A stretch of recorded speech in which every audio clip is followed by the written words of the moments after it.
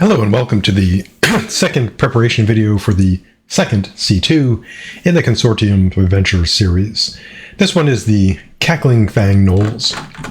So this adventure takes place after C1, shockingly enough, and it is intended for a party of 3 to 6 characters, levels 1 through 3. And of course it can be adjusted for higher levels. So a little background or history for it. There are, of course, many tribes of gnolls in the various fantasy worlds. For example, I have my Shadow Fang Gnolls, which abandoned their usual god and decided to worship Durakor, a custom-created god going way back to when I first started playing D&D. And he's a god of the undead, and has a tragic backstory, etc. Now, the gnolls in this particular adventure are the Cackling Fang Gnolls, and as you might suspect, they cackle. They're known for their disturbing and inappropriate cackling. Now, Yenoga, which I'm probably horribly mispronouncing his name, sorry, demon thing, he found this quite entertaining and imbued some of the tribe with magic. For example, some of their cackling works like hideous laughter.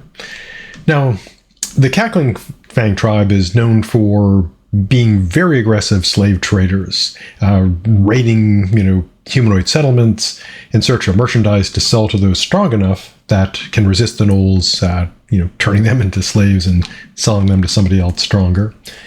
The more enterprising gnolls in this tribe target merchant caravans, seeing a double payoff. You get to grab the merchant goods, you get to grab, their draft animals, and of course the people to sell, because these gnolls are pretty evil. Well, super evil. So the gnolls also, of course, see they're worth the risk because of the value of what they take from a caravan, and even the guards are valuable too, because if they can, capture them without killing them, they tend to fetch a higher price than mere commoners, perhaps in gladiatorial markets, etc. Over the centuries, the Cackling Fangs have seen their fortunes wane and wax. Sometimes they're doing very well. Other times they themselves are enslaved by stronger tribes of gnolls or stronger creatures, but they persist as an unpleasant threat in my campaign world. Now, the adventure itself takes place mostly within the walls and beneath Gwellen Keep. So the background is this. Some centuries ago in the campaign world, Catella Gwellen saved the life of her king during a desperate battle, and she was rewarded with a magic sword, a tract of land, and the right to construct a keep. And unfortunately, the title did not come with gold to pay for this, and the tract of land that she received was on a dangerous border. But these challenges did not deter her. She ended up appealing to the merchants who traveled through this area, and was able to secure enough funds to first build a modest tower of wood, and then, after successfully defending the border multiple times against bandits and other intruders, she was able to get more support and more wealth, and eventually they added more towers, replaced them with stone, and built a proper keep. And since that time, the Gwellen family protected the border faithfully and diligently until their kingdom was attacked by a queen who had decided that she wanted to make the kingdom into a queendom. And she used her blood relationship to the king to justify this hostile takeover. And kind of a hallmark in royalty in the real world and in fantasy worlds is they're often related to each other. And they can use that to claim various thrones, etc. The leader of the fort at this time, a descendant of the keep, a descendant of the original Gwellen, was Sir Herrick Gwellen, and was offered the chance to surrender and go to the winning side, but refused. So the defenders of the keep fought valiantly, inflicting considerable casualties until a necromancer was brought in, and that the original intent was to intimidate Gwellen and his forces into surrendering, but this failed, and the necromancer sent undead, and the keep was overcome. And because of the necromancers tend to be pretty evil, and because of the anger about the time taken and the expenditure of resources, the necromancer decided to punish Gwellen and the others by having his shadows turn them into undead. his family, Gwellin's family, was able to, and some of the other families of those in the keep were able to escape and flee to the town. But Gwellin himself and some of his other soldiers were transformed into shadows. As the border ceased to exist, when the queendom took over, the keep became less important and was left in ruins after the battle. The nearby town of Gren, during the battle, as soon as the forces showed up, they immediately surrendered and then turned over some, perhaps all, depending on how you want to have the adventure go, of the survivors from the keep. The town was spared and exists to this day, although the betrayal that made its survival possible is known only to a few of the townsfolk. So how do the PCs get involved? And one of the challenges of an adventure is how. I mean, you can always just kind of throw them in there and have them roll for initiative, but I generally like to have some kind of plot hook or something that explains why they're involved. So in this case, the PCs get involved in the following way. So trouble starts when the Cackling Fang Gnolls arrive in this region where Gren is located. They go about their business of grabbing people, trying to grab as many slaves as they can, and they know they don't have a limited amount of time because Gren is part of this now still a queendom, different queen, but still a descendant of her, and eventually, of course, forces will show up that can drive them out. So they're busy raiding for as long as they can get away with it. So the Gnolls decide to use the keep as the base of operation. One of the towers is still intact, and it's a pretty good location. They can be fortified in case they have to defend it, place to keep their captives until it's time to leave. They did encounter the shadows in the dungeon under the keep, losing a couple of their number, and decided to just leave the shadows alone. And the shadows, for their part, stayed within the dungeon, preferring the shadows of the dungeon. So the not having the desire to wait for the forces of their country to show up to deal with the Gnolls, the leadership of the town has gone to the Adventurers Guild to make an appeal, offering them a job.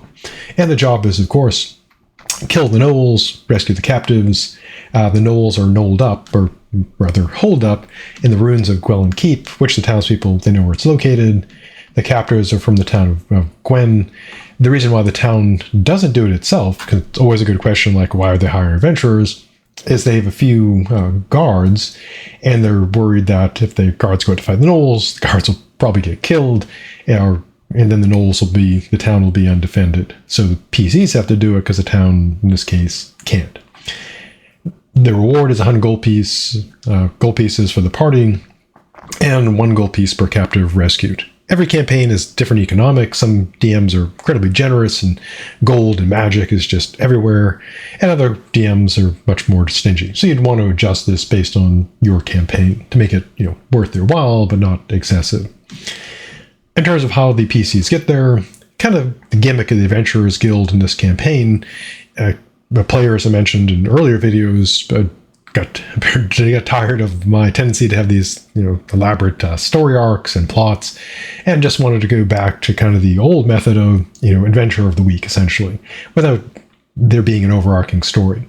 And then the challenge becomes, how do you always drop characters into these new adventures that don't have much in the way of a connection?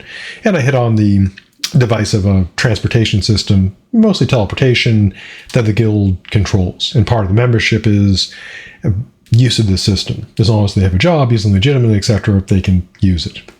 In this case, conveniently enough, there's a platform a few miles from the keep in a bog. It's an old ancient ruin with an ancient teleportation circle there that the PCs will be able to use.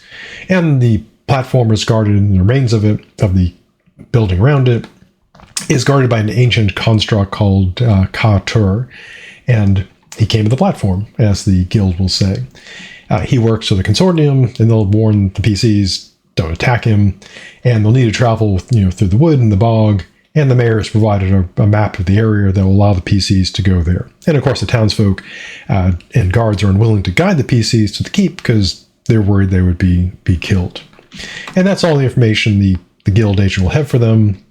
And if the PCs ask about, the Gnolls, Gnolls are pretty well known in most fantasy worlds, so the agent will say they're tough humanoids, known for their cruelty and ability to rampage.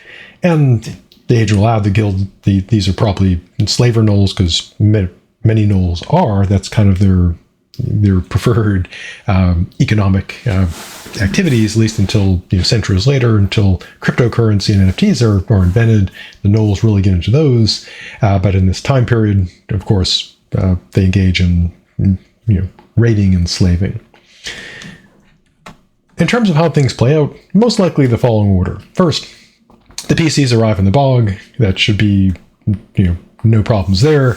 They might have a bit of role-playing with Kauter about he's an interesting character, ancient construct, has lots of stories to tell.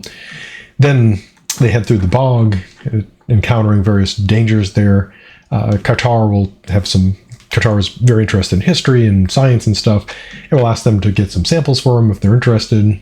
They'll also have to travel through the woods, and they'll encounter some critters there, the usual suspects, giant centipedes, some giant wolf spiders, some axe beaks, and a gnoll patrol. Finally, they'll arrive at Gwellen Keep for the main event, facing the Cackling Fang Gnolls, including their leader, and then the shadows in the dungeon.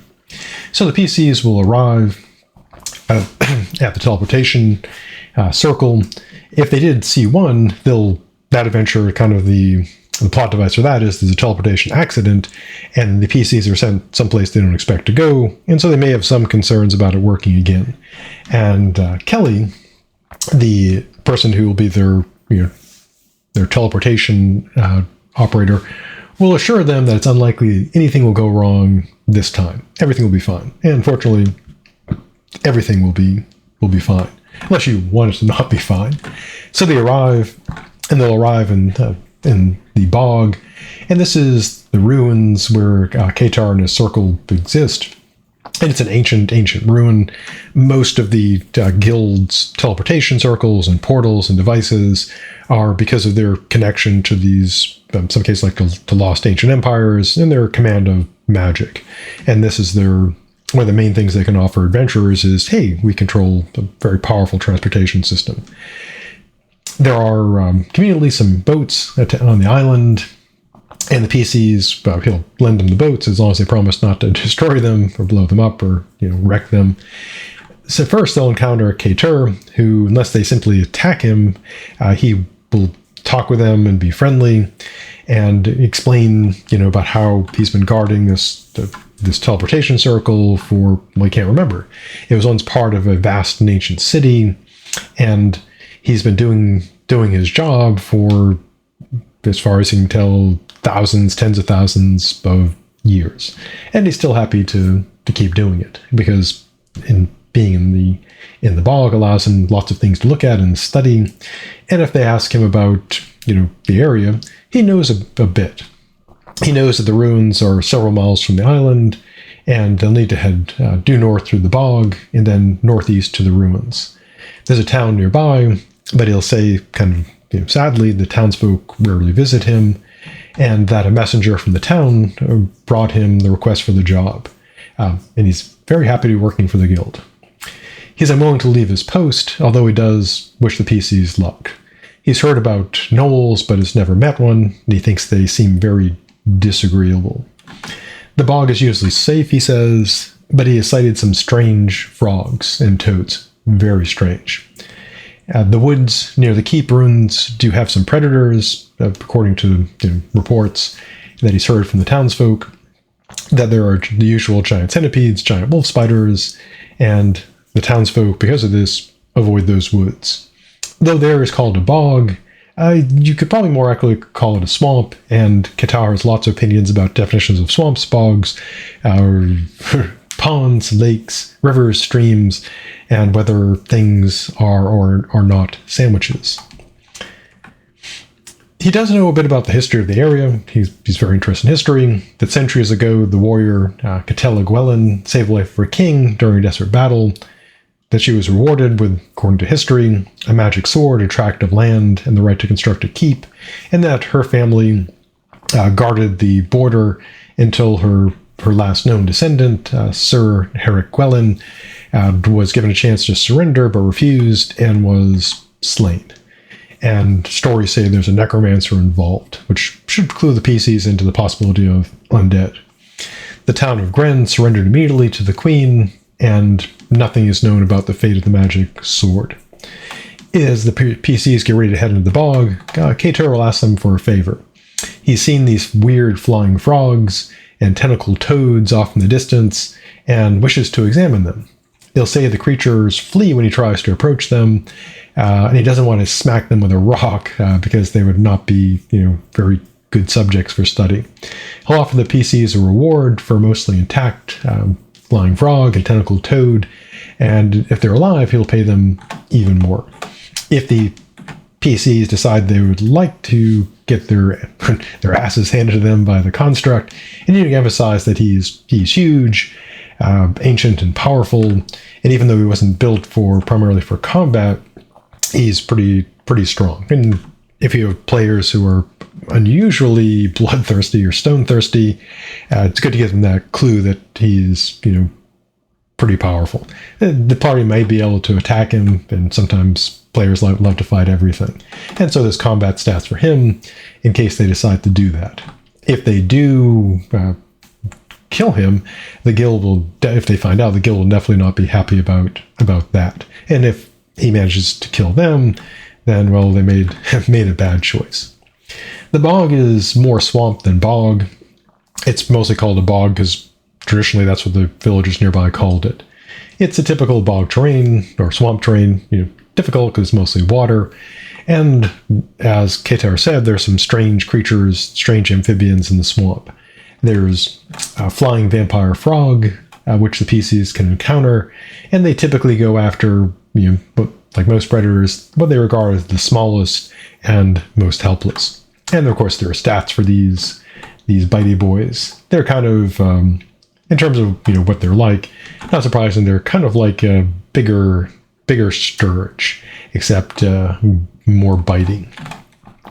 There's also the tentacled toad, which the kind of a hideous thing, which the PCs will encounter by the dock that leads out into the swamp. And there's a boat there, and this is where they'll head out onto the ground. And the tentacled toad is, as you can see, pretty tentacled, and it's relatively tough. It's got, for this level, a decent number of hit points, and its special deal is it's got tentacles. They can grapple, and if something is small, and they really like, as pretty much all predators do, really like gnomes and halflings, and will try to eat them. Once the PCs get onto the ground, they can head out into the woods, and they can have the usual woods encounters, because low level, of course, you're going to encounter centipedes, some wolf spiders, and also throw in the classic axe beaks and some gnolls. So a map for a centipede encounter, if you want to have them get bit by centipedes. Also, giant wolf spider, if you want to have them bit by wolves. This particular version is for real. I looked this stuff up. The Venonia, which I'm probably mispronouncing, actually spins webs, unlike the typical other wolf spiders, which just kind of wolf around. But he uses them to store food and as shelter. So basically, it creates little houses for itself. These are very spirited hunters, and don't generally fight anything that threatens them or looks particularly delicious when they're hungry. And adventurers generally look delicious to most monsters. The final encounter, which, as always, all encounters are optional. This one is recommended. Probably should have this encounter. And so a group of the gnolls, 4 of them, have gone hunting because they're hungry and they're not allowed to eat their profits. They don't want to eat their own merchandise. And while out hunting, hoping to find like deer or something, they ran across some axe beaks. And this takes place about 3 miles from the keep. So default, 4 axe beaks, 4 gnolls. And the PCs, of course, will hear the axe beaks, screeching, the gnolls cackling, and will easily be able to find the encounter, or if they wish, avoid it. If the PCs interrupt and attack the gnolls, the Axebeaks will try to escape. And while Axebeaks have limited intelligence, they can distinguish between humanoids, and if they see the PCs killing the gnolls, the Axebeaks won't go after the PCs, they'll mostly just want to run away.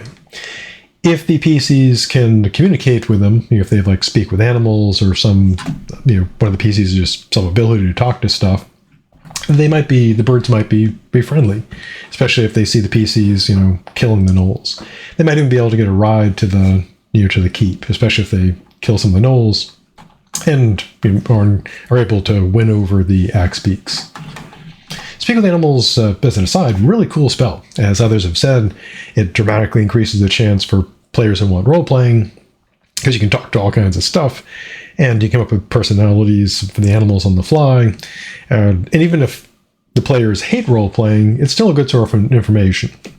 People who are, who have to speak with animals and look into gathering intelligence will typically cast it to ask, the animals, hey, what's around here? Where's the place we're going to? And animals will generally tend to be cooperative, because the spell, kind of states, you're able to talk to them. And of course, animals are relatively easy to win over in terms of the easiest way is here's some food. And most animals are like, cool, thanks for the food. The gnolls are that way. If the PCs defeat the gnolls and capture them, the gnolls, or they're willing to surrender. And if they think the PCs will spare them, they'll be happy to talk.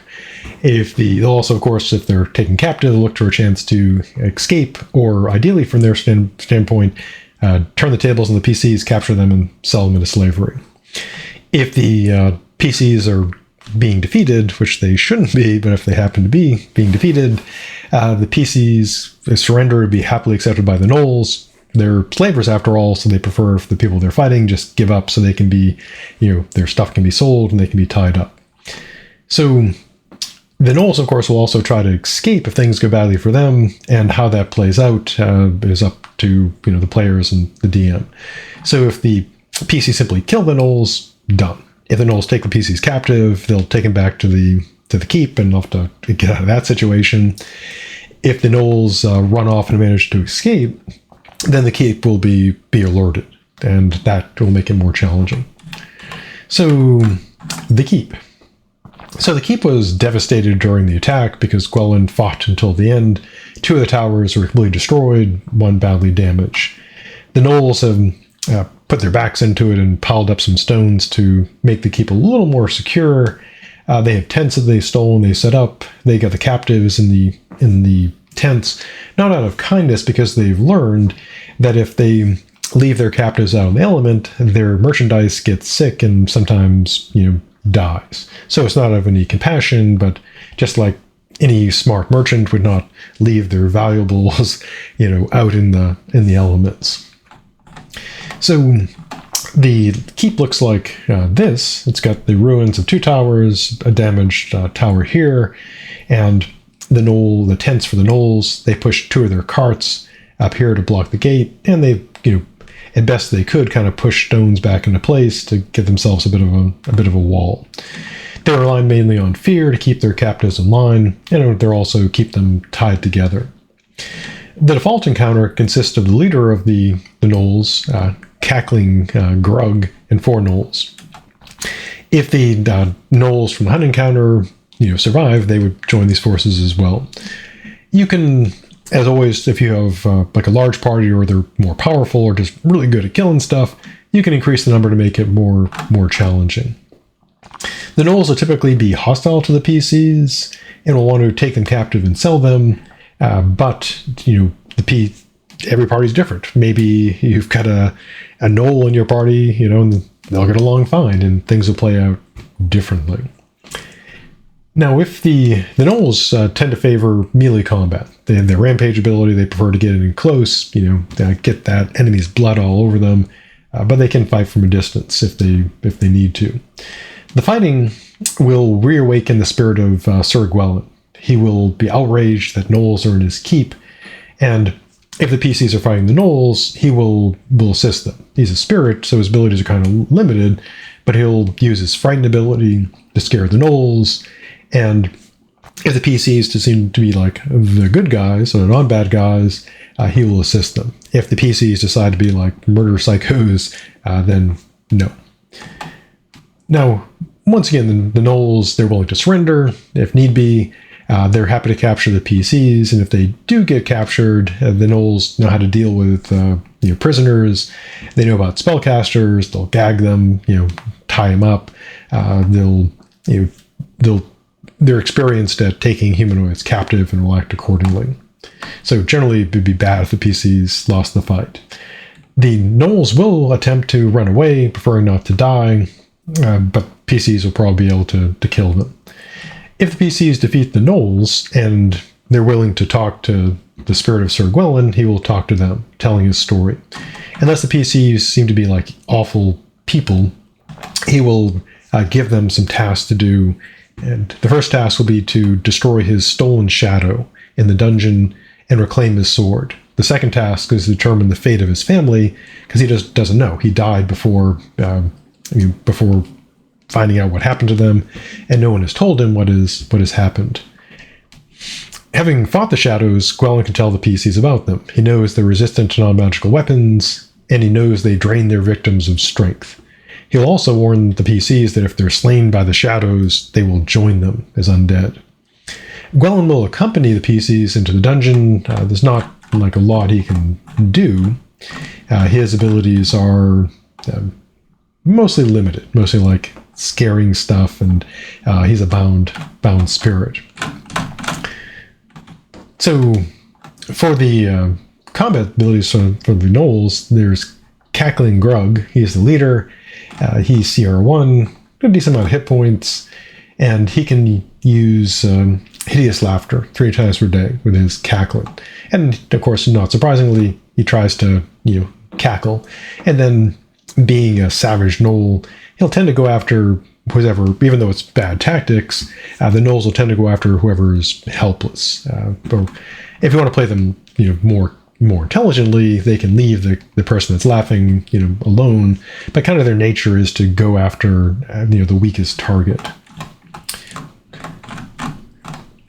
There's also stats for the commoners, in case the PCs decide to do some murder on the people that are captive. So the tower map is here for the levels of the tower. Not surprisingly, the floors are kind of weak. And then here's the dungeon for the tower. Beneath it, of course, the stairs going down. And then there's some cells here for prisoners. There's, since the tower was under siege, they have supplies here. All these have been exhausted. A place to live. They had the bunks underground. And here is the secret door, which Gwelin's family and others escaped through long ago, and the door was reclosed. Now, the keep dungeon is now controlled by the shadows. There's some shadows in there. You can adjust the number based on how strong your party is, how much challenge you want to give them, and a stronger shadow. It's still got the same basic abilities, but it's a tougher shadow, the shadow of Sir Gwelin, and it takes on his appearance, making him think that it's his stolen shadow. And it's still essentially a shadow, just a bit tougher. It has the same abilities, same attacks. So once the PCs defeat the shadows and the keep, the shadows, of course, don't take prisoners. They don't want to be taken prisoner, and so this is either the PCs kill them, they die, or the PCs run away. And of course, they do have the option of fighting them and then fleeing, and then coming back. But remember, monsters also heal during long and short rests.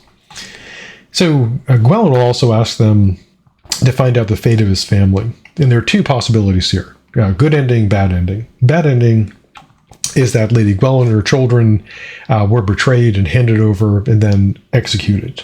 The good ending is that while some of the others were turned over and betrayed and executed, the lady and her children escaped. They can find this out by either role-playing in the town.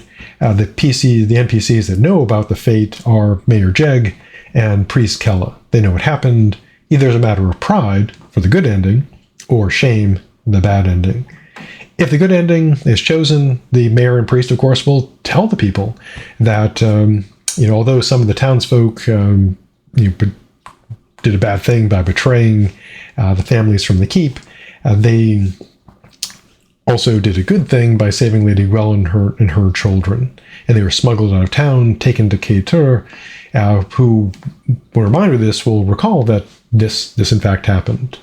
If the bad ending is chosen, the PCs will have to intimidate or persuade the mayor and priest into talking.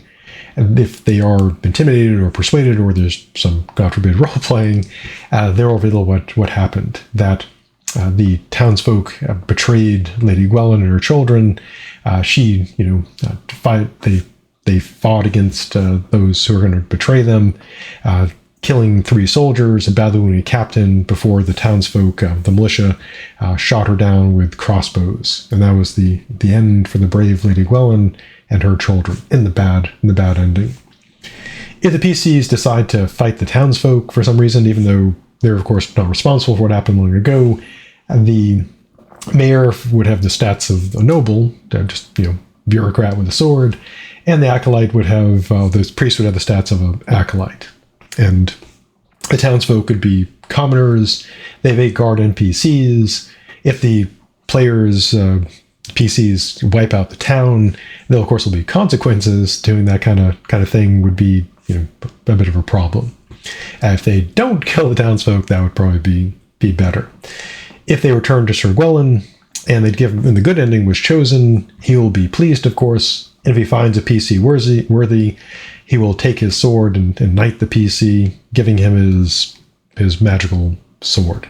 This, of course, has no legal weight, but it's kind of cool to be knighted by the spirit of a heroic dead knight. If the bad ending is chosen and Sir Gwellen is told, he'll be outraged by the betrayal, unable to move on. He'll become a full, in his rage, he'll become a full ghost and haunt the keep. Unless there's a way to prevent this. If the players are able to get the mayor and the priest to go to the keep and to offer a sincere apology to Gwellen, he will forgive them, their ancestors, for what they did, and not hold them accountable for what their ancestors did, and he'll be able to go on to his reward. If they refuse, again, he'll become a ghost and will haunt the keep until destroyed, or until the town leadership decides to apologize. He won't attack the PCs or anybody who's innocent unless they attack him first. He'll still retain his alignment. So if the PCs succeed, they'll get the reward, their reputation will improve, and they'll continue their adventures in C3. The magic item is the Sword of Gwellen, a fairly basic item, a decent one for this level. It does, and it's a magic weapon, so that's good, because it can hit magic stuff, or stuff that can't be harmed by non-magic stuff, and it inflicts that extra point of radiant damage, which is good because many creatures like zombies, that's the only way to keep them down. It also sheds light, so a good basic weapon. If you have a fighter in the party or fighter martial class, a good decent item for them. So that's C2 Cackling Fang Gnolls. I've already finished C3, C4, and C5, working on C6. So hope you found this video useful, and stay safe, and I'll see you in the future.